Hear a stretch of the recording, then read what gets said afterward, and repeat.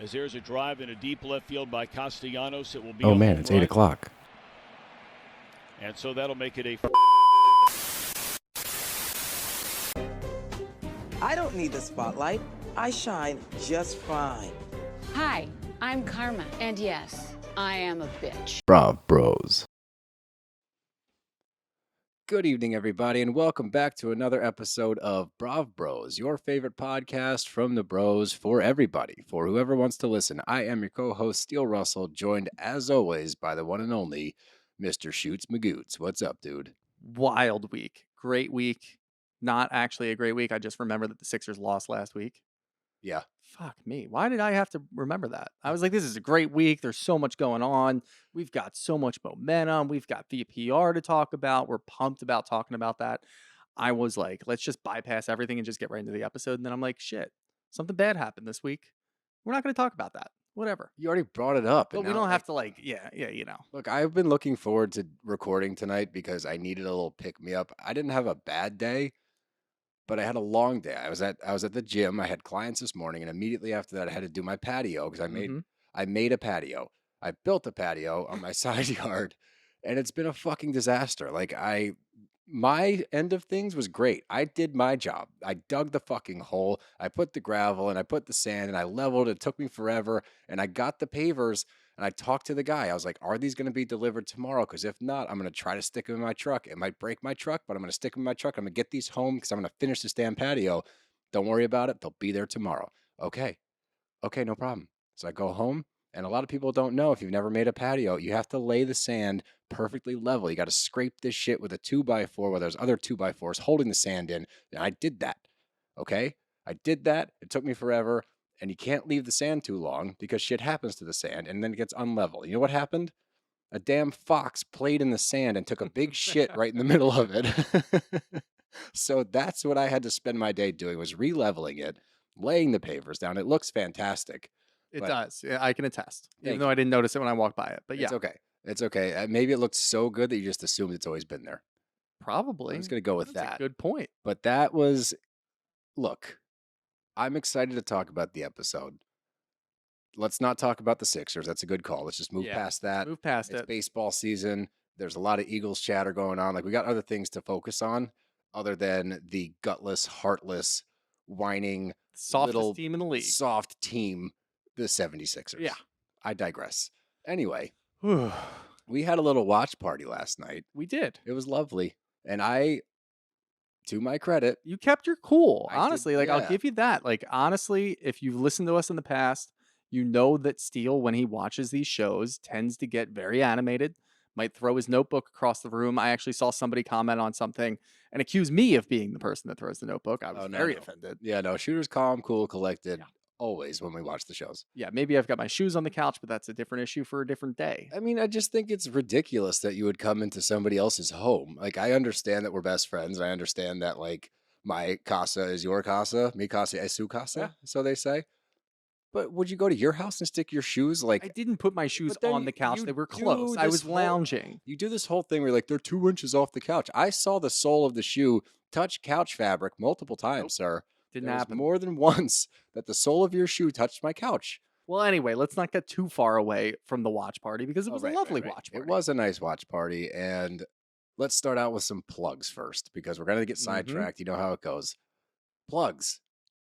I have to say it at least twice. Yeah. At least twice. We're going to get to 10 probably. So, July 26th, we have a live show with Zach Peter. It's a hashtag no filter night out with us and Zach. We have multiple special guests coming.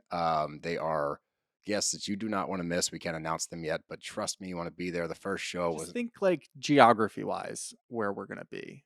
And that's the only hint that we can really throw out. wow, that's a bold hint. Yeah, well, the northeast part of the country. I mean, that could be anybody. We could could be be the bringing East Martha's Coast. Vineyard down. We could bring Summer House in here, Jersey, New York. Who knows? You have no clue what we're planning, but Could be nobody at all. Just kidding. It is. it's definitely people. But bravo people, bravo lebs. But make sure you get your tickets. Go to nofilterlive.com to get your tickets now. Tickets sell fast, guys. After the first show, they sold quickly. This one is also selling quickly, so get your tickets now. July 26th, We will see you in New York at the City Winery. I would recommend getting a whole table for you and your friends so that you're not separated. Yeah, that's the best way to do it. That's a great idea. Then Buy a whole table and fill it later. Just be like, look, I got a table. You're going to look really cool to your friends. Your friends are going to be like, damn, that's sick. Let's sit at that table. It is a baller move to just be like, oh, I got it. I've always wanted to Yeah. be in a position in life to like, you hear about those galas and stuff. They're like, Mhm. oh yeah, I got us a table. And it's like 200 a head, and like 8 people at the table. But people can just say that. They're like, yeah, I got a table. And I'm like, Is that like at the Elton John charity thing? yeah, at the Elton John charity thing. Exactly. That's Or wow. What a Homeless Not callback. Toothless? That's the Homeless Not Toothless. You have to buy a table. That's why we didn't go, because we couldn't afford a table. Yeah. You think? But But no, this is super affordable. Come out if you're in New York, if you're in any general area and you want to just hang out with the bros and Zach and a couple of guests. It's going to be a great show. We got our legs under us from the first show. Yep. This one's going to be huge because now we know what to expect. We're not going to be aimlessly waiting for 5 hours. We might still be, but we're going to know what to expect going into it. And I think the energy is going to be a little different. We're going to be on top of it, and it's going to be a great show. yeah, I'm excited. Get your tickets. Come hang out with the bros and Zach and our Bravo Leb guests. But look, we all know why you're here. We're all here for the same reason, and it's Vanderpump. So we've been promising you guys 2 episodes. It's been that way for, I don't know, 6 months. We've been promising 2 episodes. Maybe the whole time that we've been Maybe here, the honestly. whole time we've been doing this. But guess what? This is the start of the 2-episode format. We are going to give you only Vanderpump in this episode. There's too much to cover. We want to dive in scene by scene. We want to break down literally every single moment. So we're going to give you Jersey, Summer House, Martha's Vineyard Summer House, and Atlanta all next week. We did watch Atlanta. We both loved it. Yeah, we did. I'm genuinely pissed it took us this long to get into it. Well, look, I mean, we need to give these other shows the respect they deserve as much as we're going to give Vanderpump the respect it deserves, because we're going to have like an hour and a half of coverage over just this episode because we want to make sure that we hit everything. And we don't want to have to do the small little things, just like gloss over Summer House, gloss over Jersey, just so we can get through. And we also don't want you, the listener, to have to sit and listen to us for 2.5 hours, because that's probably how long it would take. So we'll break it up a little bit for you. Like Steele said, we'll do it on Monday. We'll give you everything else that we would normally give you in the one episode, and we will focus entirely on VPR because it needs it. And then moving from there, our new schedule is going to be an episode every Wednesday and Friday. So we're going to have 2 a week. We're going to break up the shows so we can give each show the respect they deserve. We're watching new ones. Like I said, we are just now getting into Atlanta. We want to give that the proper respect. We got to do our due diligence. We got to get to know the cast and give you a full recap there. We don't want to shortchange any of the shows because we know everyone watches different things. So we finally did it. It took us a year, literally. Our 1-year anniversary was May 14th. So it's taken us almost exactly a year to figure out how to do 2 episodes. But hey, Doesn't matter how you get there, we're here now. Yeah, it's not about the journey, it's the destination. Sure. No, wait. It's the opposite of that. But in this case, it's the destination. We made it. But like I said, buckle up because all we're doing today is Vanderpump. But let's get into our Rose and Thorn so we can get that out of the way. We'll get the news out of the way really fast, and then we'll dive into Vanderpump. We're ripping the Band-Aid off immediately. I'm going to start it out. So my thorn is this, and it's a collective thorn because these comments really frustrate me. On multiple Doute videos, people took it upon themselves to comment just really, really mean things. I'm not even going to read the comments, but they had to do with image. And I understand that Kristen is still like a Bravo Leb. I get that she's still going to catch some heat, but you can do so much better than like a snarky little dig at her appearance. I think that's so low. It's so stupid because she looks great. To anybody that's doing that, just knock that shit off. You can be more clever. All right, dig into your brain. And if you can't find an insult that's better than body shaming somebody or going after somebody's image, then don't type anything because you're not witty enough to clap back. So just turn the phone off, take a breather. And don't be angry online. That's the main thing. Yeah, and if you can take a page out of our book, if you've been listening to us for the last year, your book, I get a little heated sometimes. Well, that's fine, but you don't body shame. That's the whole thing. Is like, there's no point in doing it. Like, do you feel better when you do it? No, you're just an asshole and you're hiding behind a screen. So if you do things at face value and you just go after maybe something she did that you're like, well, that's fucked up, or you go after a scene that she filmed 6 years ago that you're still not over, that's fine because those things happened and you're entitled to your opinions. But when you body shame, it's just like you don't have anything better to say and you want to be mean. So you say something like that. It's just low and stupid. And I like to think that our listeners are better than that. Yeah, you gotta be witty, all right? Come up with some evidence, come up with some receipts. Like, this is Bravo. You gotta come with the evidence, or else you got nothing, all right? Moving on. And we got a lot of roses to pick from, like a lot. Probably the most roses that we've had in a single week because we had a great week. So I'm gonna go with this one because it's looking to the future. It's hopefully something that we're gonna get to. This was on our anniversary post. Out of all of the roses, there was multiple comments in regards to one specific thing, and I think that my trend setting is working. Oh, I'm going to sum it all up. There was more than 5 referencing this, but I'm going to sum it up with this from Million Me. Million Me. Million Me? Sure. Oh God, Million Me. It's the jorts for me. It's the jorts for me. Other people said jorts, fire emoji. There were so many jort supporters that I feel like I've started something. I just want to point one thing out. Okay. Okay. If you looked at the picture that Steele posted last night, first off, we only got one fucking Boys Lie shirt. I'm wearing it right now. Pissed. Thanks. I know Cooper. you're wearing it. I told you could Here's wear it. the thing. If you're watching on YouTube, Steele is wearing the exact same thing that he wore last night. Well, you could have. Call him a dirtball. Well, they didn't know we were recording tonight. I'm pointing it out. That's fucked up. How are you gonna knock down my rose and call me like? I wore this for legit an hour and a half last night, and I took it off. I think we're going away next weekend. I think we're going to have a jort party. Oh, that's the theme. Yeah, but you're not allowed to wear them because it's like casual. Oh, that's a attire for good you. point. So you have to wear something else. That's actually a valid. Maybe some point. like and one shorts. Like we have to dress like you. Oh, that's a good one. I think we talked about this. If anybody has a good party idea, like a theme party, this is my thought. Everybody puts their name into a hat and you pick it out. And if you get that person, you have to dress like that. That was my idea. I don't know. I maybe came it up with was. that idea. I think I came up with that idea and you stole it. Just do your fucking rose and thorn. My thorn, I want to start this off because I'm angry. All right. Okay. Last night, we're watching Watch What Happens Live. By the way, a series high for Watch What Happens Live. 1.4 million viewers. Broke YouTube TV. Broke YouTube TV. Unbelievable. Can't even cut the cord anymore. But anyway, something popped up there that I didn't like. Andy does a rose and a rose. I know. What the fuck? I know that Dev said like he's done it before. He definitely stole that from us. Look, That's our thing. I can't wait for people to comment and be like, "These guys think that Andy stole from He them." probably did it 7 years ago. But the thing about like Watch What Happens Live is we watch when it's super important and we watch like sparingly if we're just bored or whatever. That's fine. Most people don't really watch What Happens Live unless there's something to gain from it. Yeah.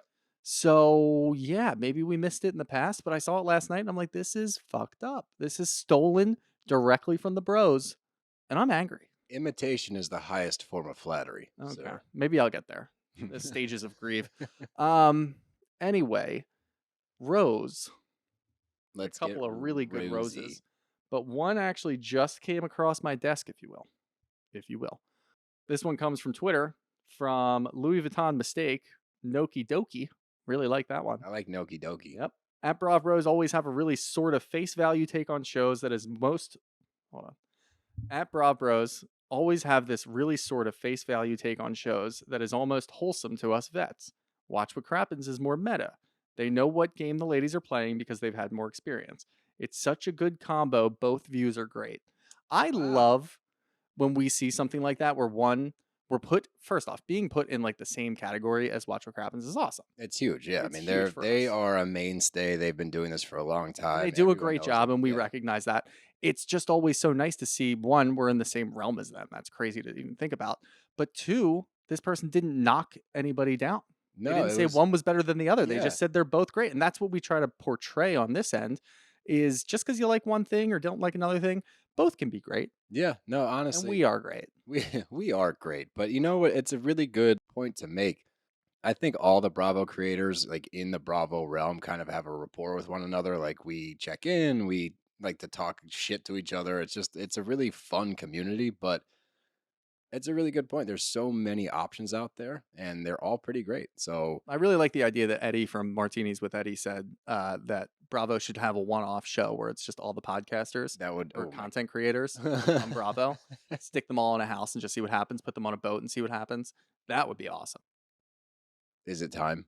Yeah, let's rip off the Band-Aid, Let's baby. do this. Our only news of the day is RHONJ is getting an Ultimate Girls trip, and then RHONJ, the actual RHONJ, is Reboot. announcing the cast. The reboot's coming out. They played a trailer during Vanderpump. Smart move. The only thing I'm going to say on it is, once again, call to our listeners. Let's go into this with an open mind. Let's try to be open to a new cast on New York, because we want these shows to do well. We should not root for them to fail, because we are all here to do one thing, and that is watch Bravo. And Yeah, without honestly, good like, shows, we need the shows to do well, because if all of these big cities start falling off and you don't have a RHONY anymore, you don't have a New Jersey anymore, you're going to have a lot less time, or you're going to have a lot more time on your hands that you're not watching Bravo. And if you really enjoy Bravo, it doesn't make any sense to be rooting against it because you miss Luann or you miss Dorinda. Like, get over it. Like, let them go sail off into the sunset with their Ultimate Girls trip, which even I will say, hopefully it's good. I think it will be. I I think think that cast will be good because they all know each other too. Like, we don't have to have that weird talking stage where it's like, That's a oh good yeah, I point. know you because I watched you on TV, or I know you because you were at so and so's wedding. It's like always a little uncomfortable, and then it gets good, and then it falls off. So this is going to be sort of like a mini vacation, like when they go on those little trips during the show. We're going to get a little bit of that. It'll be nostalgic. It'll be nice, and I think we'll enjoy that. So give the new cast a little bit of credit, let them go, and see what happens. no. I think all we ask. you said it. You said it perfectly. So let's do this. We finally made it to the Vanderpump finale. I don't think I ever expected to get here. It's been such a long season, Mm-hmm. and it's been such a crazy season that this day I thought it would never come around. Yeah, it was sort of surreal, honestly. Like leading up to it, we thought that maybe we would get a couple of episodes of them refilming things. But after watching it, I'm actually pretty happy that it was just the one episode. No, I am too. I think that it made it way better than the normal Bravo mistake where they try to drag something out for too long. The second episode's never as good as the first one. The third one's always a nightmare. So I'm glad that they just compiled it into one longer episode. Mm-hmm. That being said, and I said it to you last night at the watch party. By the way, watch party means me, Shooter, and Dev, and Yeah. Louie, my dog. But I felt dirty. I felt like Yeah. I was complicit in this thing, watching this shit like actually finally play out. Like we are finally full blown Scandoval, and I needed to shower afterwards. Yeah, it was really weird, and obviously, like they started off, they kind of glazed over the whole Scheana Watch What Happens Live thing because of what happened there. That we, you can take one side or the other. Who knows what actually happens? But when it gets down to the scene with Tom and Ariana and they're arguing, I agree. I felt dirty. I felt like this is something that I shouldn't be able to watch. That's This a good should way be to a put it. private conversation, argument, whatever have you. And I shouldn't be sitting on a couch I was getting enjoyment out of it. And like, Entertainment, yeah. and I went through so many emotions with it. And this is the first time like I was so excited to get into it. It was the lead up was incredible. Everybody's watching, obviously. And I had so many feelings about it. And I just kind of ended up falling on this like, look, there's millions of people out there watching this. And it sucks to watch that. And you actually feel for Ariana in that whole moment. And then once I kind of got over that, I started to analyze it. I started to get right back into it. So there's more there. We're not just going to talk about the face value. We're going to dig into it and give you our opinions. So let's start it out. We got the quick Watch What Happens Live recap. And then Tom just addresses the camera like in a confessional. He just says what actually happened. He announces the affair to the world. It's the first time we've heard Tom say the actual words. Me and Raquel had an affair, and it started here. And I guess Ariana calls Raquel and like forces her to like, what happened? And I think that we saw it throughout the episode. Like she's not feeling a whole lot of emotions. And it was bizarre. And then Sheena's talking in her confessional in that first scene, and she said at Watch What Happens Live, Raquel came up to her and like nonchalantly drops like, yeah, Sandoval and I have had an affair for like the last 7 months, and Ariana just found out. She says it in a way that's so nonchalant. It's almost like, oh, I just stubbed my toe, or oh, like I accidentally stained your carpet. Like it's Yeah. so You're really struggling with these I references. It's can't really figure funny. it out. My But brain's not working. I mean, we've seen this. I mean, she's shown this sort of reaction or lack of empathy throughout the entire season. And like one time we got her breaking down and crying in a car. Other than that, she's been emotionless. Like she really doesn't care at all. It doesn't seem like she does, and that's what really freaks me out about it. Because you're watching it all take place, and it's like, well, what makes this woman tick then? Like, if you There's no can't, remorse at there's all. zero. Like, and it's not like she hooked up with Schwartz and did it with like Katie and Schwartz's dogs there or something. Like, I don't even know what to compare it to. It's like she doesn't like Katie. Like, she was really good friends with Ariana. She had very close moments, which now I guess when we look back, we're like, Raquel didn't share a whole lot. Like, aside from that weird conversation that she had about her relationship with James and comparing it to Ariana's relationship with Tom and Yeah. the sex thing of it all, that was obviously pointed, and she was trying to get Ariana to essentially break up with Tom. Like, we know what that was all about. Aside from that, she's showing absolutely zero emotion about this, and it just seems that she doesn't give a shit. I mean, the whole season is just insane to look back on and watch her get close to Ariana, have those heart-to-heart conversations. When we watched Watch What Happens Live last night, Ariana even says, I was excited to have that conversation about Yep. Sandoval with Raquel, Yep.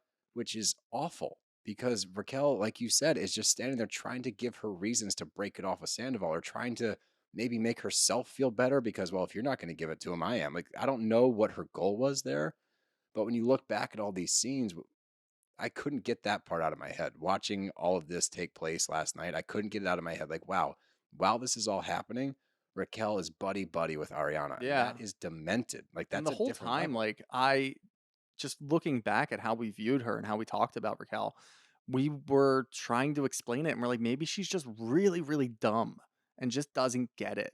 But after watching this, like, I really didn't give her any credit in the beginning of the season, thinking that she's not this maniacal, she's not this strategic. Like, there's no way that she has this type of intelligence in her body to be able to pull something off like this.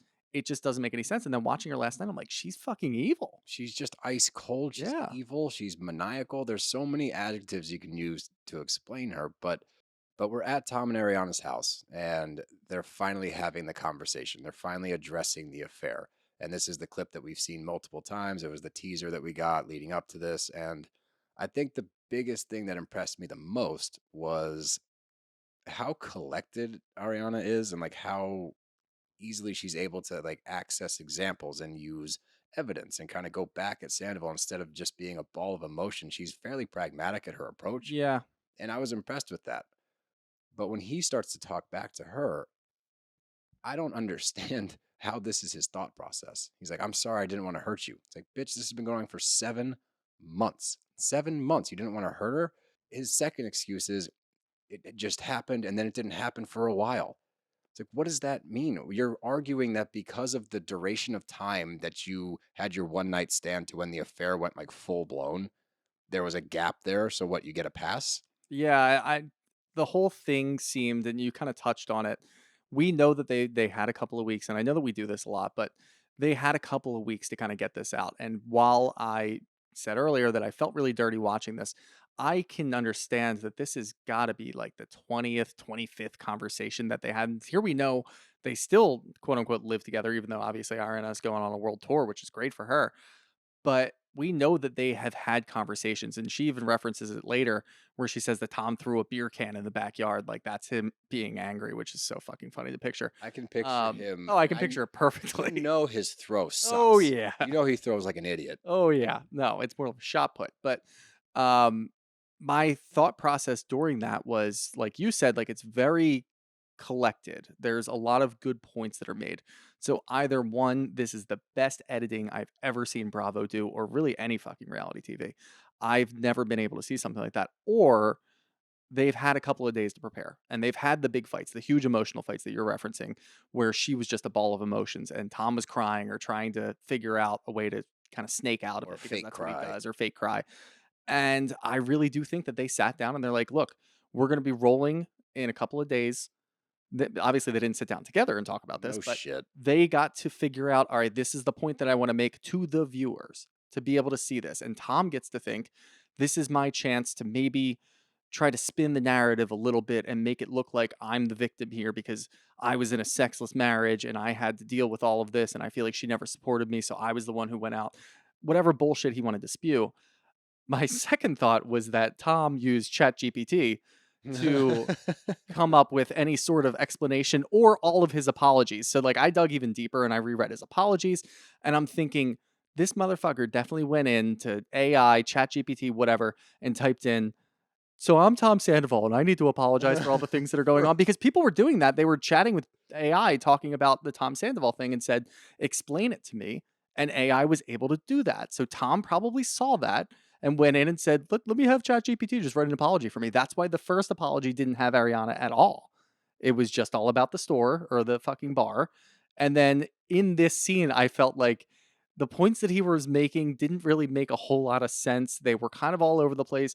Ariana was very pure. Like you could tell that everything that she said, she meant. She was concise. She was to the point. Yeah. Yeah. And what Tom was saying was just kind of like nonsense. I mean, obviously it was nonsense because there's no reason for you to believe that you're the victim in this situation. Just fucking apologize over and over and over and over again.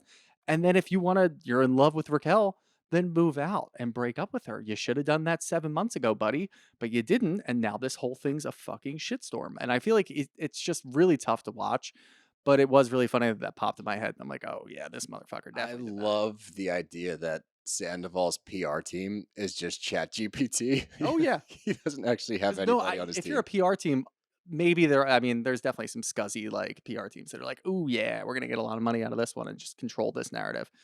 And then there's other ones that are like, I'm not gonna fucking touch you. So he's probably like, I don't have to pay anybody. I could just go online and do it myself. ChatGPT, I fucked up. I ruined a lot of people's lives. Help. Yeah. But you brought up a lot of great points, especially in regards to what he's saying. And he is still trying to play this victim card. We saw it on the Howie Mandel podcast. We've seen it in his explanations. He's trying to paint this picture of, I turned 40 and I had like a crisis. He's trying to lean on the midlife crisis thing, which is fucking insane. Were you waiting for him to say something that because he said a lot of things on the Howie Mandel show. And I was waiting specifically for those moments because he painted this whole picture on that show about how he tried to break up with her multiple times and it just wasn't working and she wouldn't let him. And I'm watching this scene like, is he going to bring up any of those things that he talked about? And when he did, it just seemed forced. Like, again, all I can view is him just trying to control the narrative. That's all he's trying to do. And he doesn't actually care. Like, I think that he's more upset that he got caught than anything. He doesn't actually feel like he betrayed her. He doesn't give a fuck. He's just pissed that he got caught. He got caught, and now his reputation's there. And then you get fucking Schwartz over there, who's collateral damage to the whole thing. And he's actually dealing with reputation things for something that, look, we'll get into it, but he didn't actively cheat on Ariana the whole time. And he's getting the blowback. Like, you can see his emotions are real. Tom's don't seem real. They seem fabricated the entire episode. And for him to lean on the fact that I lost all my mojo, and then he claims like, oh, and I tried to question things. Fucking Austin Powers. That's all I could think about. Yeah. Was like, oh, okay, fucking Austin. But then he's claimed that he tried to question things and he tried to break up with her. And we find out that he did try to break up with her 2 weeks ago. 2 weeks. 2 weeks ago in that scenario. And in all of the scenarios, and every single thing that Sandoval is trying to use on his defense, I lost my mojo. We were in an intimateless, like that word? I like that. Is that new? We were in a relationship with zero intimacy whatsoever. I turned 40. I found something in Raquel that I wasn't getting at home. All of these things that he's listing off as the reasons for him stepping out, the only rebuttal that you need, fucking break up then. Yep. Okay, if you are going to drag this out and make this worse and worse and worse by the day, every day that you extend this, it gets worse. All you have to do is cut it off. It might be really hard, and Scheana says it later. You get the fuck out of there, and we're there to pick up the pieces. You do it, be a fucking man, and get out of the relationship. For him to lean on this shit that he's going through some kind of life-altering trauma because he turned fucking 40. Like, dude, get over yourself. And she drops the fucking best haymaker I've heard in a while. You got your little bar, you got your little band, you got a little money, and you got this girl who finds her identity in men just fawning all over you. That's literally the epitome of what Sandoval wants in his life. He wants somebody that's going to treat him like he is goddamn Elton John. like the fucking biggest name in music that is just this rock star personality that's actually a fucking douchebag. You're a moron. You're in a cover band that sings bad songs. How do you pick a cover band song with notes that you can't hit? Like, it's bizarre. But also, like, if you're turning 40, I feel like the appropriate response is like, shit, what have I done with my life? Do I want to have kids? Do I want to do this? It's not, let me hook up with this 28-year-old while I'm in a relationship for 10 years and go do a bunch of drugs and look at a star projector. Yeah, That's not what a 40-year-old does. Like, no, that's a the great opposite. point. That's what a 20-year-old does. I get like the midlife crisis aspect where you're like, you go out and buy a convertible or something, or you start painting your nails white. But if you're going to do all of that, like you can't say I turned 40 and decided to have a huge affair. No, like that doesn't make any sense. sense. That's not a normal thing. When you hear midlife crisis, you're exactly right. You think convertible car, extravagant purchase, altering your image in some way, shape, or form. Like you cut your hair, you paint your nails, you get a tattoo. Like those are midlife crises. Okay, you buy a bar. You buy a bar. A midlife crisis. You're already doing all of the other things. Why'd you have to throw this in there? Exactly. It's like, how do I make my crisis more crisisful? Throw an affair on top. Yeah, I'm making up words tonight. I'm emotional, but let's keep moving. We're at Schwartz's apartment, and I just gotta say, his apartment is one of the saddest places I've ever seen. Like, it's such a bummer. Even when the dogs are there. I know. It's like, and it's just like a reflection of like what's happened to him in the past year, I think. It's just like you can see it physically in his apartment. But Sandoval like kicks the door open and just starts quote unquote sobbing. That was the fakest cry I saw all night. There was a few of them. That shit was not real. That was weird because when Sandoval and Ariana are talking, he even says, like, I stayed at Schwartz's last night. I didn't stay at Raquel's. Now, one, we can believe that he actually did stay at Raquel's and didn't stay at Schwartz's. But when he walks in and starts talking to Schwartz, it's like they haven't seen each other in 2 weeks and he has to explain the whole situation over again. So that's where I like hate that, where I'm like, I know you guys have talked about this. This is fake. But Schwartz's, again, his emotions were real. Him sitting there and looking at the reviews of Schwartz and Sandy's going way downhill. They're not even fucking open. He has to sit on the floor because he's about to like pass out. He's like, I need to sit down. Like a fucking panic attack. He hasn't eaten. He hasn't drank any water. Like he's freaking out. And Sandoval's going to walk in his dumbass leather puffy coat in fucking LA of all places and fake cry on your shoulder and say, I just really felt a connection with Raquel and I don't really get it. And I'm so sorry that all of this happened. It's like, dude, no. And then Schwartz's response is, you had a game plan. You just didn't follow through with it. It's like, God damn, guys. That means that you have chatted about this at length to come up with a game plan. Well, Schwartz did actually, I mean, he did say something because Sandoval was going to the point where he was completely ignoring Ariana and the whole thing, which we've seen over and over again. He was only talking about himself. Yeah. And Schwartz is like, no, dude, like, that's not what this is about at all. This is what you did to Ariana. So, like, he actually did say that. And it was like, all right, like, for everything, and I completely forgot that Schwartz was even divorced in the last year. Like, all of this got so overshadowed. This fucking guy gets divorced, has to move out. He doesn't know how to handle any of that. He gets thrown into hooking up with Raquel, ruins Katie's whole fucking life, too, on top of it. He's living by himself, sadly, in the sad apartment. And now the only thing that might make him happy is the fucking bar opening. And that implodes. And that implodes because of Sandoval. And Sandoval comes in and says, I felt a connection with Raquel. Like, you got to feel bad for Schwartz a little bit. I know we've given him a lot of shit, but that sucks. That's a really, really, that's like 3 strikes in one season. And that's really tough. And so, like, his life was imploding before his life really fucking imploded via Sandoval. But I do love that Schwartz's response to this, like how to fix it. He goes, maybe like make a post, like vindicating me. Like, oh yeah, a Sandoval post about Schwartz not being complicit would go over super well. Yeah, everybody would believe it. But they proceed to have this conversation.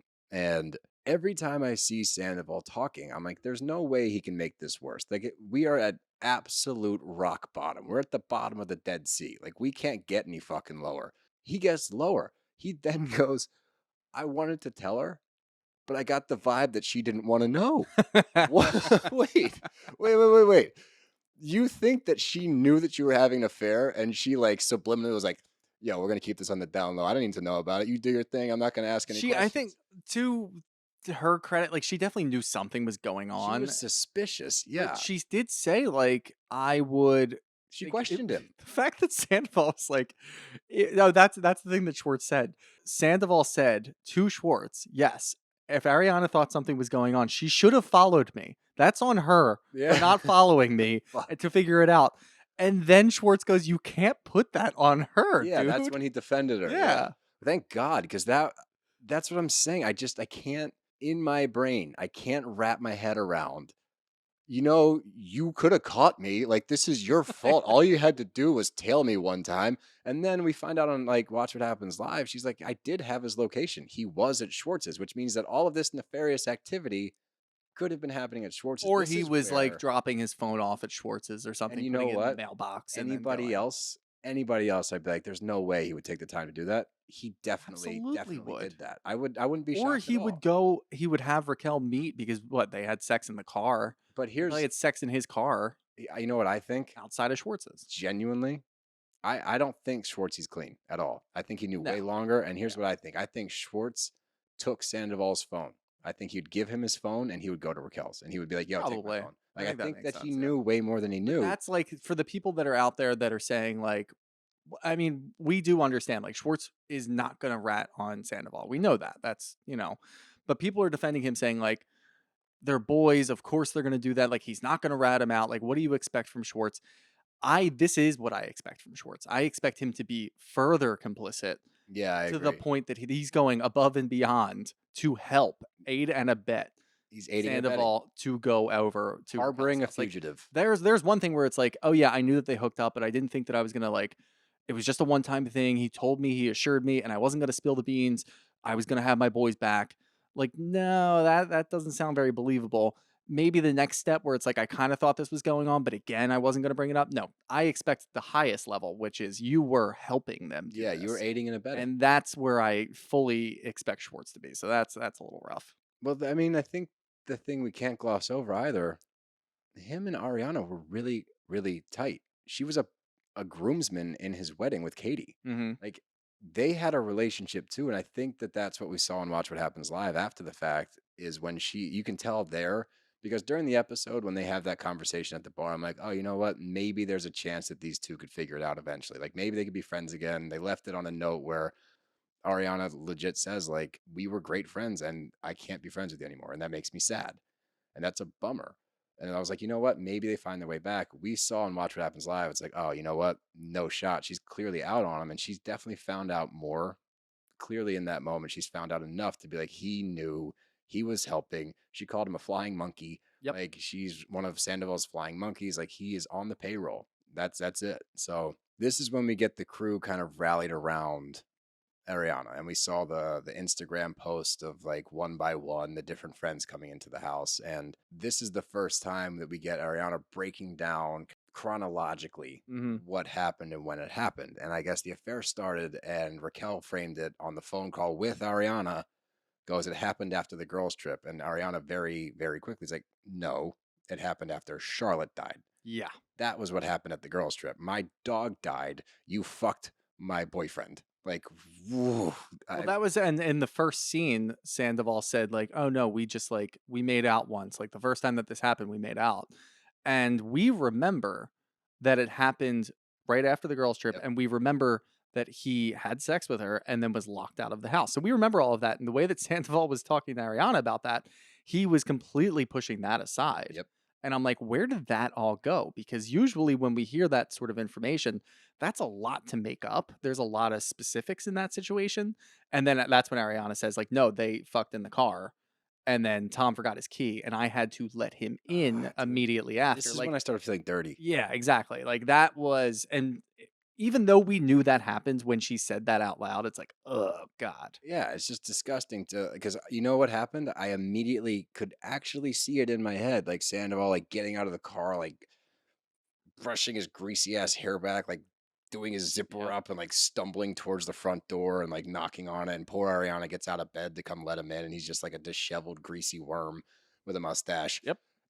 It's just the imagery sucks, dude. It all sucks so hard. But then Katie brings up a point that I thought was really interesting that she never raised attention to it until this. Yeah, that's one of those things that like, and we talk about the hindsight crew, but when she can remember something specifically like that, and then she's like, fuck, like with context, it's so damning. It is. And I think that it's not fair to be like, you should have said something because, again, you could cause a huge fight. Yeah, and like nothing might be going on. it's a so- one-off. Like if she Totally. says, Schwartz said that, trust me, she's not there for me. It could be anyone, or Right. it could just be like she wants to be a fangirl and be popular, or whatever. Like you can read into it however you want. You can rationalize it, but I guarantee. But also in somebody that, going through a divorce, you can't expect them to be that like on it. You know what I mean? But I think that Katie is with it enough to, in that moment, I bet for a split second she was like, "Wait, Sandoval?" And I was like, "Nah, no I don't way." think so. You don't Yeah. think there wasn't even No. an inkling? I don't know. 'Cause I even wouldn't. if I heard that off cue, like I probably wouldn't have even thought about that, even knowing what was going on. Like reading into it that far. Now, obviously, it's true, but reading into it that far is like, I don't know. Maybe we're grasping at straws. Yeah, maybe. I don't know. There's a lot to grasp at, but we're with the funniest, probably the only funny scene of the episode, honestly. I was laughing the whole time. I don't know was about too. you. This was great. You do know. No, I was sitting laughing the next to you. whole episode. Oh no, I know, but you were but It was for like an different- uncomfortable laugh. You know yeah, what I mean? for different reasons, right? It was more laughing at Sandoval trying to dig himself out of this crazy Yeah, hole, mostly. and just like laughing at these ridiculous attempts at vindicating himself. Yes. That was very laughable. But this was an actually genuinely funny moment. But moving on, we're with James and Allie, and they're in their apartment. We got Lala coming over, Katie comes over, and we're getting the run through just to kind of how everyone's reacting to the news. And James looks like shit. Yeah. He looks like He's handling it terribly. he's not doing well with it. Nope. And the reasoning behind it, this scene legitimately broke my heart because he's in his confessional. He starts crying, and you think that it's going to be in regards to Ariana. But no, we get a whole different perspective on it that we haven't even thought of. He's like, Tom was one of my best friends. I looked up to Tom. He's somebody that I idolized in some ways. And to know that he threw this all away to fuck one of his best friend's ex-fiancés and to fuck around on Ariana, like, it's just earth-shattering. His whole core is shook, and it was really hard to see him kind of break down and cry. But we quickly get a reprieve from that because he's like, I'm going to call Raquel. Give me the phone. I'm gonna call Raquel. Yeah. And he sits down and, in great DJ James Kennedy fashion, calls Raquel and starts questioning her. And she was fucking answering. I couldn't. Like that was the whole. I was surprised that she even answered the phone. Yeah. But again, there's something just completely wrong with this girl. Like she knows that they're filming. She knows that James isn't going to call her just out of it. Well, maybe he would, but he's probably not going to call her unless there's cameras rolling there. Like she knew what was going on. And she answers the phone so nonchalant. Hey, Yeah. what's up? It's like, no. He proceeds to just go after her. And he's like, I can't believe, like, oh, what, you going to use his old, smelly 40-year-old cocky cock? Cocky cock. Yeah. And he goes, you've done diddly fucked yourself. And like all the stuff he was saying was hysterical. But again, as he's going through this barrage of insults at her, it still feels dirty. It still feels sad. It's like, Jesus, because this is coming from a broken man now. James is rocked. Everyone in that room's been rocked. Like, it's just a sad fucking scene. And Lala starts talking about how this is not the first time. She's like, I have had inklings before about Billy Lee, which I think everybody kind of has. Yeah. And whether that's true or not, we're not going to throw her under the bus because we don't know. But we did get confirmation that Miami Girl did actually happen. So there's no telling. There's no way. There's absolutely no fucking way that Raquel was the only one. Especially if Tom goes on record, which is later when he's talking to Scheana, and Scheana asks him point blank, like, when did you feel like this wasn't working? When did you feel like you guys weren't having sex anymore and that's all you really wanted? And he says like 5 or 6 years ago. 5 years ago. Like half of the relationship ago. Like, what are you doing? So you're telling me for the last, and he lies about fucking everything. So it's probably longer than that. So you're telling me for at least 5 or 6 years, you've been in this completely unhappy thing. You're cheating on her for the last 7 months. And we're supposed to believe that that's an isolated situation. And you just take your wit's end 4 years after that? Like, no chance in hell. No, there's no Not way. with any of these people. If you told me any of these people did this, there's no way that they just started towards the end. Like, there's just no way. So there's got to be more there. And look, we don't have to focus on did he or didn't he 6 years ago, 4 years ago, 3 years ago. The main thing is this is what happened. And this is the most egregious thing is that it's with Ariana's best friend. Like, that is the worst thing. So all of these other things don't really matter. And I know what Lala's trying to do, because obviously Lala was the first person on it, and we She give her was. credit for Yeah, we that. did. She was on it back in September. She knew what was going on. She had an inkling. Other people said no way. James point blank said no way, I can't see it. Lala was on it. I think that she's trying to drum up a little bit more, and that's fine. Look, I mean, you were on it the first time, so you get a little bit of credit, and you can do whatever you want with that. Yeah. But it doesn't really matter. This is what matters now, and that's what we need to focus on. And again, this was like, But I think what they're doing in that moment is just like you kind of find camaraderie in dragging oh the yeah, person that like they were sucks. all laughing and Yeah. like having a good. It was funny because Allie, you even pointed it out. Allie got up and she's like, "I'm gonna go to the kitchen. I can't believe you're They were calling in the Raquel." fucking Essentially, kitchen. they're basically in the I kitchen. It's an know. apartment, and she walks like maybe 10 feet away, and then as soon as Raquel answers, I think that she couldn't believe that Raquel answered, and James starts cracking up and like just breaking her down, and Yeah. Allie came right back and was just dying What's it laughing. feel like losing everybody in LA that's ever liked you? Like, it was great. Like, you need that though, because this is a person who we've never really seen feel emotions. Like, she doesn't feel bad for anything that she did. So she deserves these types of quips. She deserves this undressing in this manner. Like, she deserves it all. And you know what? She just calmly replies to everything he says. Like, it's just. Are you guys in love? Are you guys an item now? No, I don't think so. No. Yeah, she's like responding. It's like you legit. said that you loved him 4 minutes later. So, you know. Well, let's go right there, because this is This was worst the worst one, scene yeah. I've ever watched on any TV show in my whole life. And that's saying a lot. I've seen some really This was worse shitty than Scott's TV. Tots on The Office. The- I think that's the most uncomfortable scene on any TV show ever. Shooter here to talk to you guys about Dave. Now, look, this episode was very stressful. You know how I like to deal with stress? I like to order some food. I like to eat my stress away. Get some ice cream, get after it. Well, maybe your paycheck isn't coming for another couple of days. Dave can definitely help with that. Dave is the banking app that could help you get up to $500 instantly with extra cash. With Dave, there's no interest rate, late fees, or credit check. Dave comes in handy when you need to fill your tank, finally get your car repaired, or catch up on bills without having to wait for your next paycheck. You can finally tackle those expenses that have been stressing you out. Millions of people have already downloaded the Dave app to get the financial relief they need with extra cash. So if you're in a pinch and you need some extra help, download Dave and think of it as a helping hand from a future you. Download the Dave app from the App Store right now or go to dave.com/BravBros. That's dave.com/BravBros. Sign up for an extra cash account and get up to $500 instantly. For terms and conditions, go to dave.com/legal. Instant transfer fees apply. Banking services provided by Evolve Bank. Evolve Bank and Trust, fuck. It's on a different line. Banking services provided by Evolve Bank and Trust. Member FDIC. Dave. But we knew it was coming. We knew it was going to happen. It didn't make it any less easier to watch. Tom goes over to Raquel's apartment. And I think the first thing that you need to call attention to is the dog's reaction to Tom when he walked in the door. That was a good call, yeah. Because Graham loses his mind. He is comfortable with this man walking in the yeah. house. He is ready to see his buddy. He's clearly been here way too many times. But as they're sitting there, they pour a drink.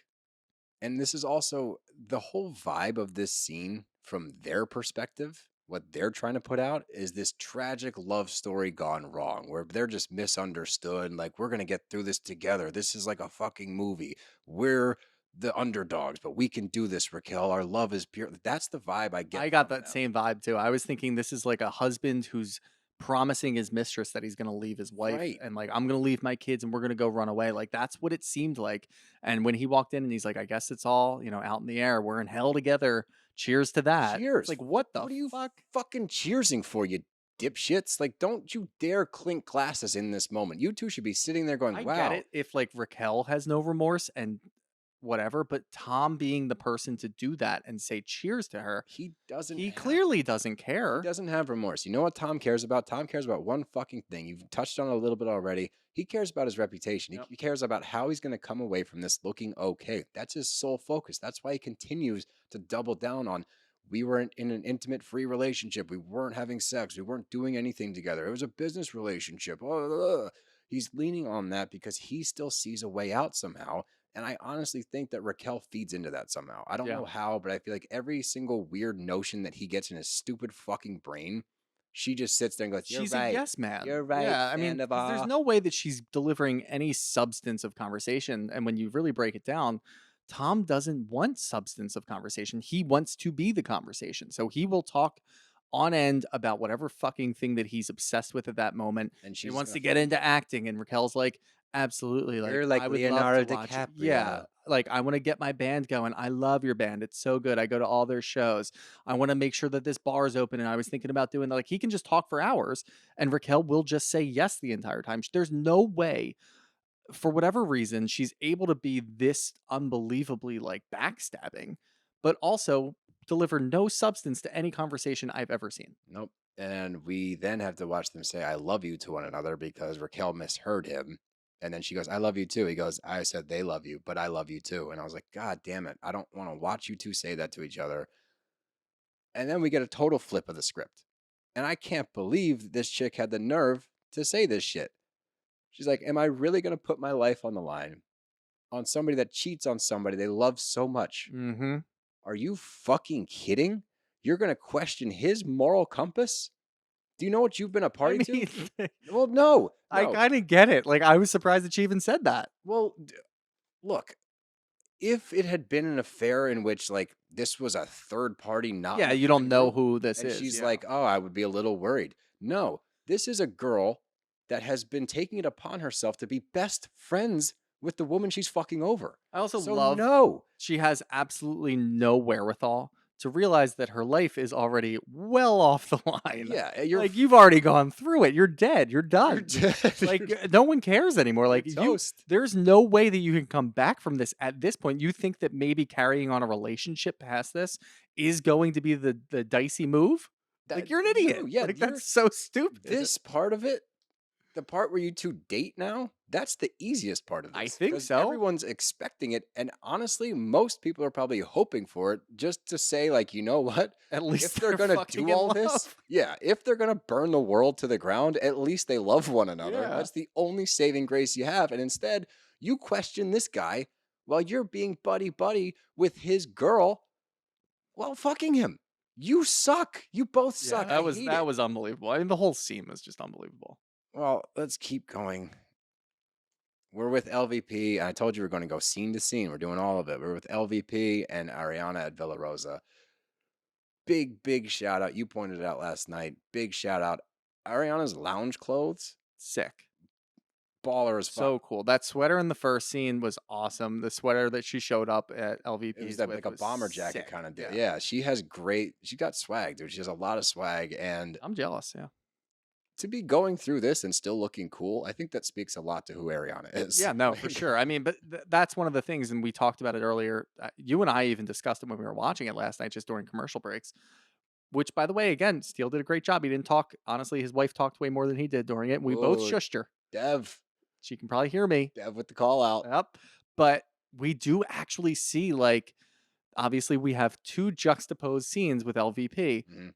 The Ariana one was the most real, I think, of the entire show. That was the most real moment in the history of Vanderpump Rules. Yes. Like when she was actually breaking down crying as soon as she walked in the door and saw LVP, that was real. The rest of it, I can question. I can say maybe some of it was a little scripted. They had some time to prepare, whatever. This was legit. It was raw, And it man. was hurtful. It was rough to watch. Again, that's when I didn't feel dirty at this point. I felt so bad. I felt just sad and like Yeah. watching, because what LVP is to all of these people, and that's I think why she wasn't like fully out on Sandoval. She is a motherly figure, more so maybe than some of their actual moms, because she's there with them every day, and they've been children for a very long time. Like in their early 20s until now, they've been acting like children. So like she's been that motherly figure. So I think that when Ariana shows up to her house, she even says it herself. She's like, "I've been holding on to anger. Anger's been getting me through this." The only person that she's going to let that guard down and kind of just like unleash it is with Lisa. Yeah. Because Lisa is that shoulder to cry on, because she's that rock in her life. She's like, "Oh my God, it's that final reprieve. It's that final, let me get all this shit out." And just she sobs. And Yeah. while I choked up. And I it choked up. like that just goes to show you, like, there's a difference between when something like this happens and you're talking to your friends about it. Like, you can have a little bit of fun because you know what? Obviously, they're going to try to figure out the story. They're going to listen to you. They're going to obviously shit on Tom, break a dick flute over their knee. Loved Yeah. that. That was awesome. But this is way different. This is going and actually talking essentially to your parents, to your family. Lisa's not going to just rip Tom. She's not going to do anything. She's just going to listen to you because that's what she does. And she's, like you said, she's a motherly figure to a lot of people in this show. And it was real. And that was the only time I think during the entire episode that I was entirely quiet because I wanted to just like kind of soak it all in and be like, Yeah. that's some serious shit. Yeah, no, I was silent too. I don't think I could have talked because again, I was choking up. Just kind of watching it and watching Lisa get emotional is always kind of tough to watch because she doesn't get that emotional that often. So for both of them to be crying and just I think the gravity of everything set in for me as well. I think it set in for Ariana in that moment, but I think as viewers, and I would love to hear some feedback from you guys, our listeners, if you felt the same way. But I feel like that was the moment I was like, Jesus, man, like this isn't a TV show. Like this is somebody's life and it is rattled to the core. Like she lost everything because of this fucking asshole. That was the moment where it kind of really hit me. I was like, this is not a TV show right now. This is an actual moment behind closed doors where we just saw somebody finally break. Yeah. That's a good way to put it. Moving right along, we're at Schwartz and Katie's, I guess it's Katie's apartment, but Schwartz is dropping off the dogs and he has an uncanny ability to walk into a room where he's not wanted and act like nothing's wrong, but whatever.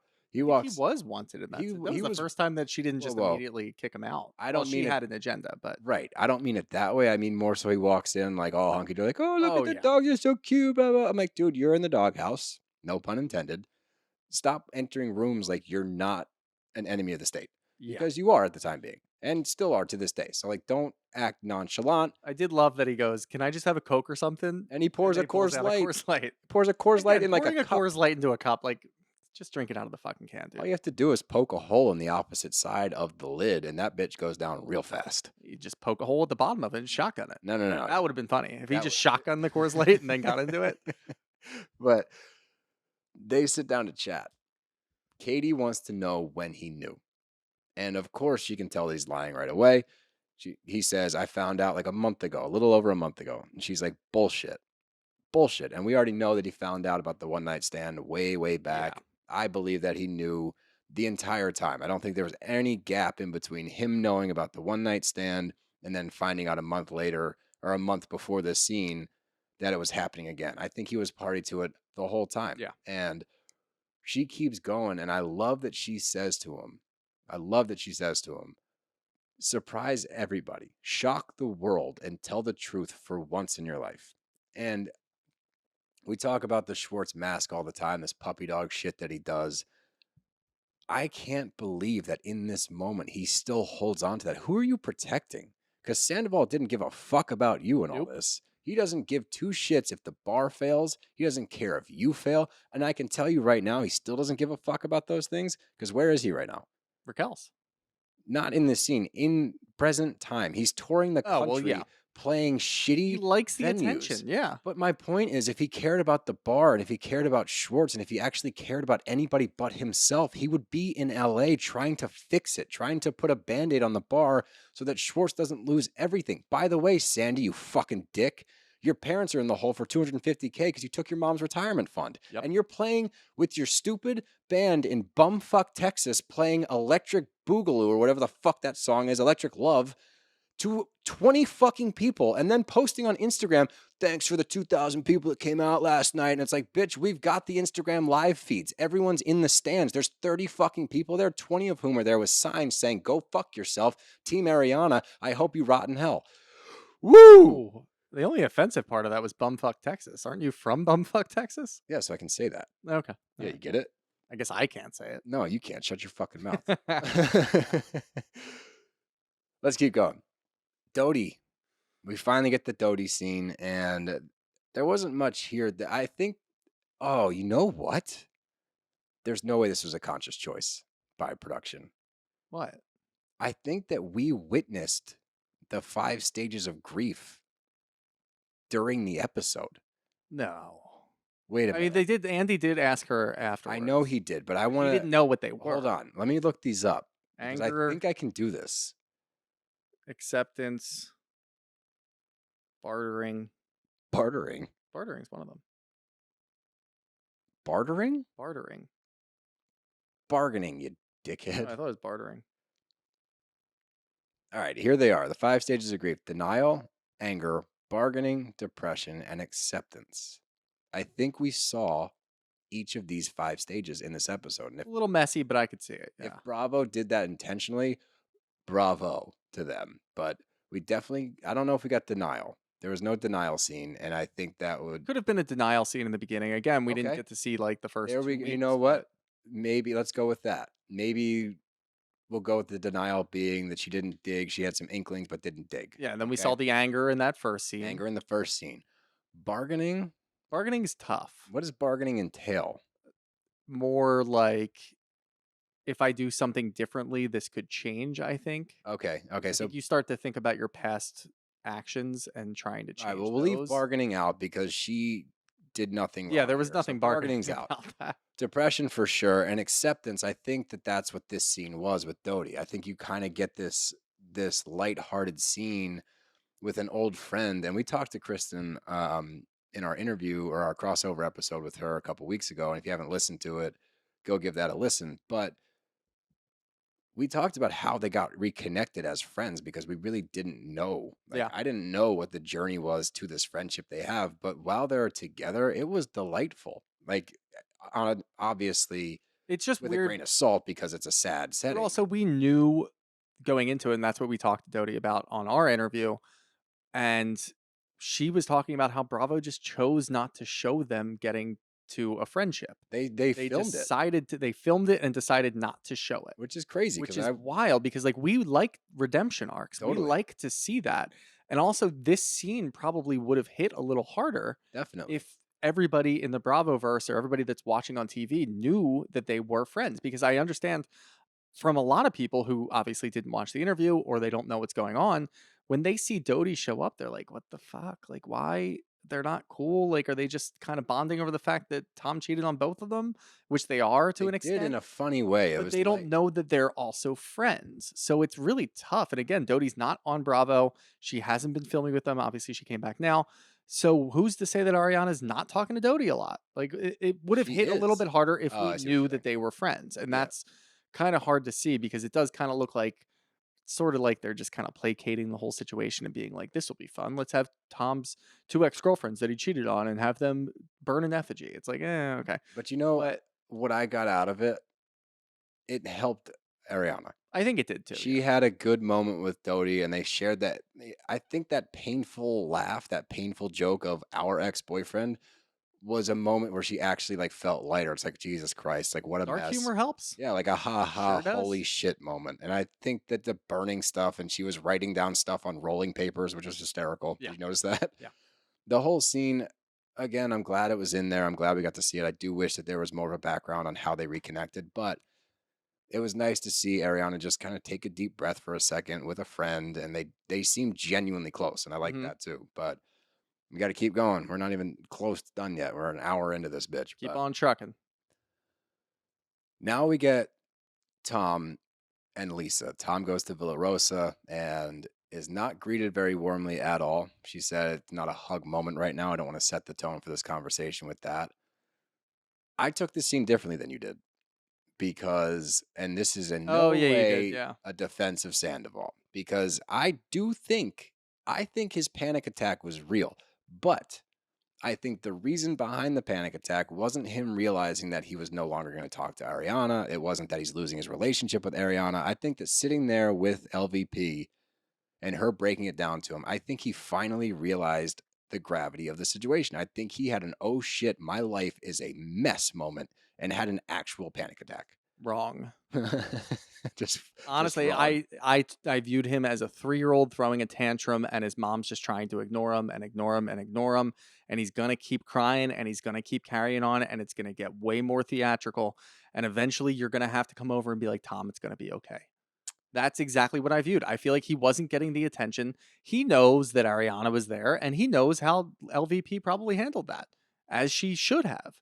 And he wants some of that sympathy. He's a victim in this, in Oh, Tom's fucking Jesus. mind. Let me. So he goes there and he starts crying and showing emotion, and LVP's not fucking budging. She's not doing a No, thing. she really didn't. So then he gets up and then he keeps crying and then he starts shouting. And then all of a sudden he's hyperventilating over there. You can force yourself to fucking look like you're having a panic attack. I could do it right now if I wanted to. Do it. Not on, it wouldn't make for good podcasting. That's for YouTube. sure. It would sound like I'm getting fucked or something. Jesus But- Christ. Whoa. I'm just kidding. But I honestly do think that like he just kept carrying on and going up another level, going up another level. She's still not reacting. Let me keep going. Let me act like I'm going to die. Let me act like I just had a heart attack. Like that's the next move. He drops down on the floor and passes out. That's where I thought this was going. So no, I think the whole thing was fake. I think he's a little bitch. And I think that's what he does. I agree with everything you said. The only thing that I might disagree with is that it might have been somewhat of a real panic attack. But again, I think you're a Sandoval Again, stan. don't even say that. Don't even put that out on the airwaves. Like I Bill am said he's a not victim. defending gaslighting. This is gaslighting. You're all witnessing this gaslighting. But no, I'm not. You know what? Fuck it. Let's move on. I don't care. Fuck Sandoval. Now we're with Katie, Scheana, Ariana, Lala, Charlie at dinner, and Ariana walks in decked out to the nines. Everyone else is dressed for your funeral. She's dressed for the Met Gala. Yep. And she looks fantastic. She comes in, and again, I think a lot of credit needs to be given to her with how gracefully she's been able to handle herself. Like she comes in, she never seems distraught. Other than that scene with LVP, she's got a handle of herself. And I don't know how the fuck you would, unless you're the coolest person in the world, because I would be a mess. I would be in a ball in my apartment crying for a month. Yeah, I applaud her strength to be able to go out. Now, at the same time, I do also understand like she's probably just stayed home. Obviously, she went to LVP's, but she's probably just been stuck in her house. And we can even see like she's not doing a whole lot. She's just trying to talk it out and trying to figure out what the fuck's going on and where her life is going. I applaud her for actually going out. And I don't know if it was her idea. I don't know if it was one of the girls' ideas. Doesn't Irrelevant. really matter. It's irrelevant. It's Yeah. just great to see that she was out, and the way that she handles the conversation to come with another person, a flying monkey, if you will, it just looked so great. Like I'm so happy for her. Obviously, we're very happy for her now because she's been on this crazy world tour. I know she's killing And it. everybody loves her. Like every endorsement deal's flying her way. Everything's coming her way. And people liked her before, but obviously they're going to resonate with somebody who's going through this kind of trauma because some dickhead decided to be an asshole. And this is just great to see. And I think this is the first step towards maybe Ariana's new life. And she can kind of realize, like, look, my life wasn't Tom. I felt like my life was Tom. I was bogged down by him the whole time. I was sad and depressed and didn't realize I was sad and depressed because I'm fucking freezing eggs and trying to get him to check his sperm and figure everything out. And it's just not quite going anywhere. There's a reason why it's not happening. And it's because Sandoval is having a 40-year-old virgin moment and going out and having sex with fucking Raquel. Like, it just doesn't make any sense. And I'm just so happy to see this scene. I thought was really just that first step that she got to take to a new life and realizing that there is more out there for her. Oh, that's an interesting way to look at it. I like that. But we get interrupted in that scene with a "Hey guys" from Schwartz. What's up? Hey guys, what's up? Like, dude, again, enter differently. You're not on. How's everybody doing out there? Yeah, how we doing tonight? Like, you're a fucking idiot. He comes in and they sit down to hash it out. And that's when Ariana drops the bomb on him. Like, we can no longer, it's not really a bomb, I guess. It's kind of expected, but she says we can no longer be friends. And I think it sets in on Sandoval. I will give Sandoval credit. Like, he understood how serious this was when Tom got to his apartment. He's like, this is really bad. And in this moment, he doesn't try to defend Tom, even though his stupid text message said, I don't want to kick my buddy when he's down. Like, maybe not the person to send it to. Like, don't send that to Ariana. Yeah. But whatever. It's just sad seeing her talk to him because she's like, she starts crying and says, I'm going to miss him. Like, I really wish I didn't miss him. And Schwartz is sitting there like, he's upset because he realizes that he lost his friend by not stepping up. And he kind of leans on this thing the whole episode. Like, I'm a third party. I'm not complicit. I'm getting dragged. My reputation shot XYZ. And I didn't do anything. It's like, you know what, man? Unfortunately, you did. Like, you Also, did. not You're the party time and to it. place. It's honest. not. You It's don't. really not. Like, you It's can not. bitch to Tom about that all you want. You can even bitch to Katie about it a little bit, as long as you're showing the right level of remorse. But when you're actually talking to Ariana face to face, this isn't fucking about you, man. I Nope. know that you're collateral damage and all of this, but it's because of your actions. And yeah, you could say that even if Schwartz didn't do anything to help Sandoval during all of this, and he truly didn't know, he would still be collateral damage. Yeah. I think that is true. While I also do think that he did help and aid and abet the entire time. But in this situation, dude, just you can talk about your friendship with Ariana and apologize and be like, look, I kind of knew what was going on, but I was stuck between a rock and a hard place. If you came from that angle and then just focused on how she is and what she's thinking and offering any help that you could, then look, people might look at you and be like, he's trying. No, At least instead he's trying. Instead, he makes it about himself. And he's it's like, trying dude, you're to a dick. find somebody to defend him. That's all he's trying to do. Because nobody Between her left. and Sandoval, he's like, can somebody please speak out on my behalf so that people stop dragging me online? If you hang out with shitty people, Schwartz, you're going to have a shitty reputation, dude. That's what fucking happened. Also, you make be your a bed, man and lie just in it. fucking post your own post, brother. Yeah, let's keep going. I think I just grew like 5 gray hairs during this episode already. But Distinguished. Sandoval, I look forward to salt and pepper days, let me tell you. But Touch of gray. Sandoval and Scheana have their talk. And it's the same thing we heard out of Sandoval to everybody else. It's him trying to defend it with, I turned 40 and Raquel made me feel this and blah, blah, blah. Scheana was the most on point that I have ever seen her. Yeah. Because she clapped back perfectly. While he starts talking about when he kind of goes through his quote unquote defense, she goes, well, then you break up with her. You don't fuck her best friend. And then when he starts saying, I tried to break up with her multiple times, she goes, then you fucking do it. You get up and you leave the house. You end it, and we're there to pick up the pieces. You don't go fuck her best friend. That is never the answer. Guys, the answer is never, ever, ever, ever, ever, ever to fuck your significant other's best friend. That's never the answer to anything, unless maybe the only situation I could see this being a thing is if somebody has a gun to your whole family's head says, I'm going to kill everybody you know unless you fuck your significant other's best friend. And then your significant other goes, you know what, just do it so we don't die. Let's get out of here. Let's go to Taco Bell and like get over this whole thing. What the fuck? Where are you? Then you can do it. Are you good? But other than that, no. This is what I've become. I'm mentally... I thought that couldn't get any worse, and then you went to Taco Bell. I was trying to add a comedic relief moment. I mean, the whole thing was comedic, but no, I mean, like you said, like Scheana was on point, and when Sandoval first walked in and Brock goes by and he goes, you put us in a really tough spot, man. Never I gonna love be able to, the like, disappointed father. oh move yeah, from huge. Brock. Like, I'm gonna take Summer. We're gonna go to the park. Like, I'll see you later. But like, really put us in a tough spot, man. Can't believe you did that.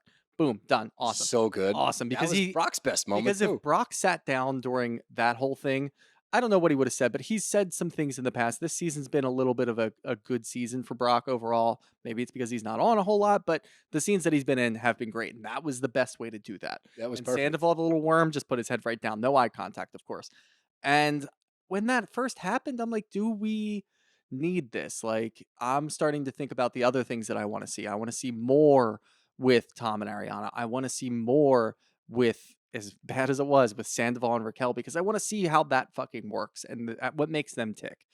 And I didn't really know that we needed this scene with Scheana. And here we have it. Like, this was huge. This was probably the most real that anybody really went after Sandoval. Like, yeah, LVP disappointed. Ariana pissed the fuck off.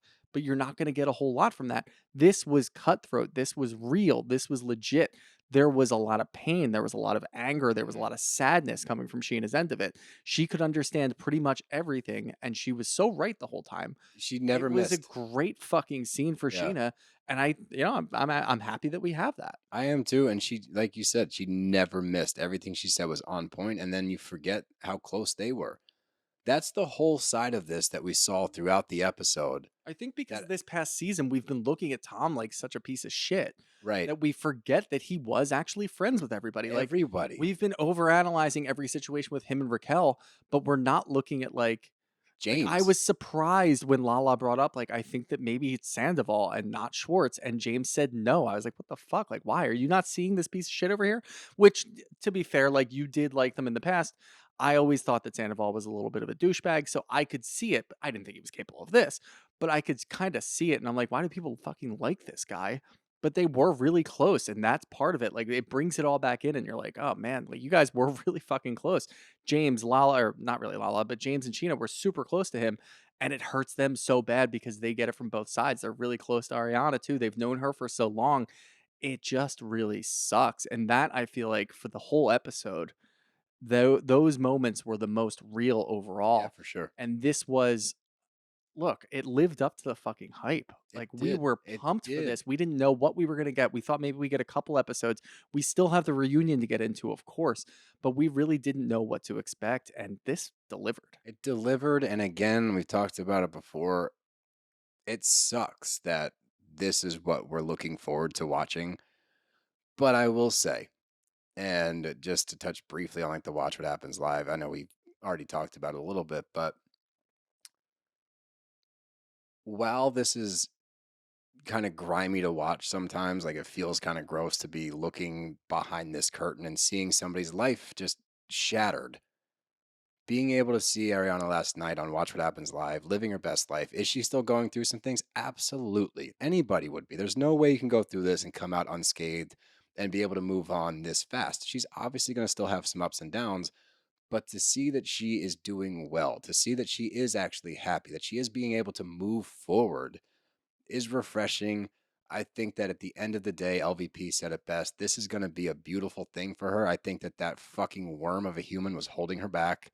I think that she got out and dodged a fucking bullet and is now going to go on to do amazing things. It just sucks. And Kristen said it really well that she had to do it for 9 fucking years before it kind of shook out. I wish it was faster. I wish you didn't have to put so much time, effort, and energy into it. But I think the Ariana comeback tour, if it's anything like we've seen already, is only going to get better and better and better. Yeah, really. Honestly, I feel like the reunion's going to be something special. I Yeah. think it's going to be a whole mess of emotions from everybody.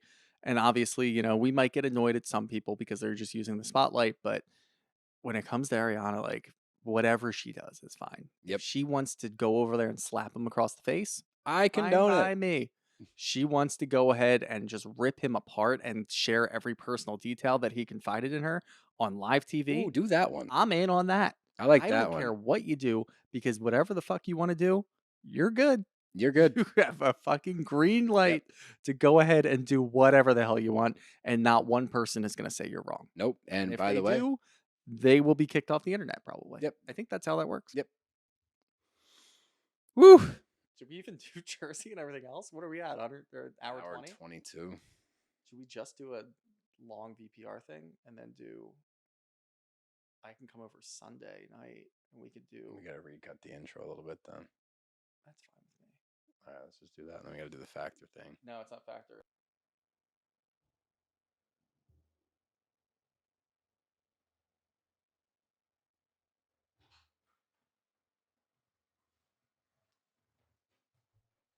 I'm waiting for you. But that takes us to the question portion of the show, and we have a billion. So we'll get to as many as we can, but let's just dive right in. I'm gonna save that one for later. You'll know when I ask it. Yep. Let's start out with this one. This one's fun. From KM Totino. How the fuck do you screen record a FaceTime? I have a lot of questions. I mean, honestly, I think that's the wrong question. Why the fuck do you screen record? No, a so FaceTime? this is why I have. I know questions. how to. Yeah, like, no, technically. just swipe top right and click the screen record button on your iPhone. It's fairly simple, Yeah, actually. if you go into your settings, I think you can add screen record to your homepage and just do it that way. Regardless, why are you asking? What you up uh, to over there? That's a good question, actually. Like, Yeah, follow-up question. Like, I just have a lot of questions to why you're asking that specific question. There's a lot of things to question. That would be the bottom of my list, but Yeah. to answer, I'm just going to answer it at face value. How the fuck do you screen record a FaceTime? Just swipe down where like the battery is, and you'll see like a little recording button at the bottom. Click that bad boy, and you're screen recording, baby. You're welcome. I don't know what to say. Tech bros. Oh, from Gibbs X6. Did Raquel pursue Tom? Now I want to shape this a Tough. little differently. I want to ask you this. So that Gibbs, you gave us the question. I'm gonna shift it. All right. I want you to answer this. Do you think that because we get that line from her during the episode where she's like, I wanted to know what it was like to have sex with somebody I was in love with. Do you think that she was calculated the whole time? Do you think she caught feelings for Sandoval a long time ago and where she's saying we were friends and I had love for him? Do you think that she's always kind of been in love with Sandoval and this has been her endgame? Yeah, Okay, cool. absolutely. Yeah. I When you actually, put it like that, yeah, no, that I makes a agree. lot of sense. And it's really hard. We talk about it all the time. It's really hard to put yourself in the mind of a psychopath like that, where it's like, I have no idea what they're thinking at any time. But that is when you lay it out like that, like, yeah, that seems like the most plausible thing. I don't think that they just kind of like had a fun night together and like fell in love. Like, no, I really do think that she's been calculated since day one. She had somebody drop her off so that she could be on the fucking show. She Exactly. got engaged to James for clout. She dropped that because it wasn't going to work. And she had like a stroke of confidence in doing that. And now I think that she probably did see Sandoval. And like, again, we know that she doesn't feel bad about doing it to Ariana. So I don't think that she even thought about that aspect of it. I don't think there was a huge strategy in place. I think it was really just like, let me seduce this guy because I really like him a lot. Period. Unfortunately, as it is. I think you just said it perfect. I think we said it perfect. Nice job, Gibbs. Good question. You asked 8 of them. That's the only one I'm going to answer from you because it's not fair. From Allison Clune NJ. So I assume that Allison Clune's from New Jersey. Who would you rather be stranded on a desert island with, Sandoval or Louis? Oh man, That's fucking. I Look, know this is Louis would tough have for- me doing some Warrior Boys shit. Probably Louis. Honestly, I've Sandoval's just a huge. This thing aside, he's just the biggest douchebag I think I've ever seen in my life.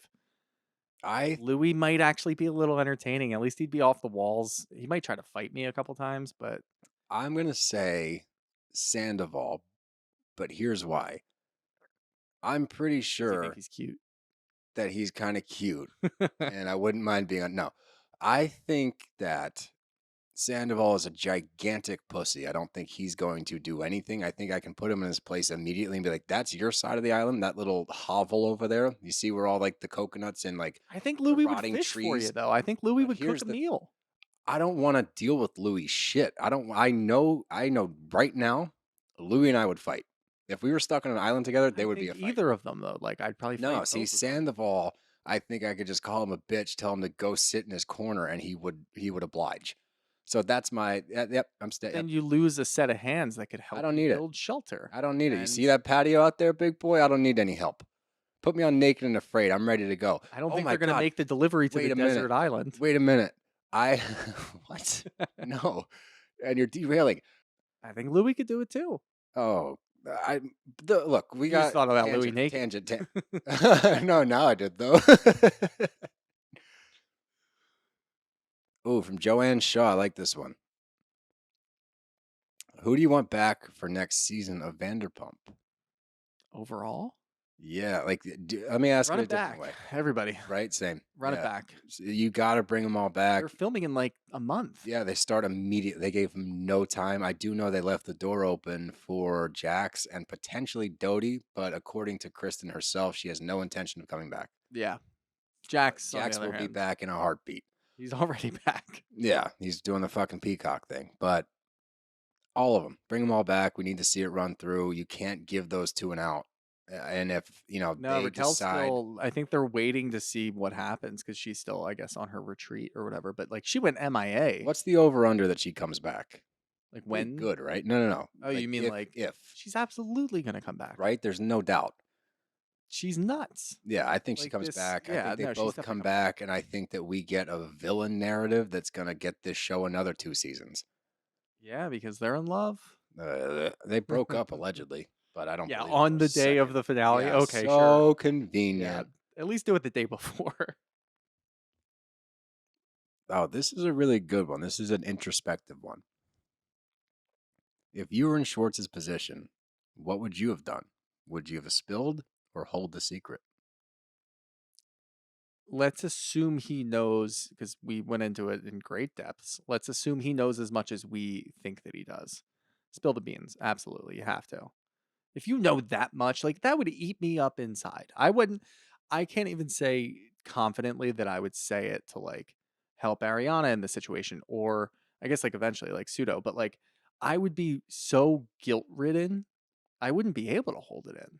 You know what I'd have to tell somebody. Maybe I wouldn't go to Ariana and blab, but I'd probably tell Katie. what I would do? I would give him an ultimatum. I'd be like, you need to tell her by this date or I'm going to. Yeah, that's a good way to do it. That's exactly what I would do. Because then look, I do get the people that are saying like, oh, it's his boy, like he wouldn't rat on your friend. Like, yeah, there is that it's too aspect of it. extreme. It's way too deep. This is different than like some, you said you were going to dinner and you ended up going to a casino or like a strip club and like you want to cover for your boy there. That's a different thing. This is a full-blown affair that will ruin lives. It did ruin lives. So I would give an ultimatum, a very short window. As soon as I found out, I'd be like, dude, you got 1 week to tell her or I'm going to. I think that's the correct move as a friend.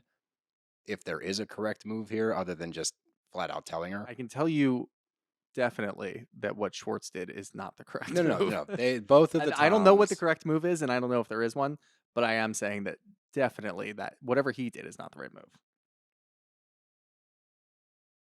All right, we got 2 more.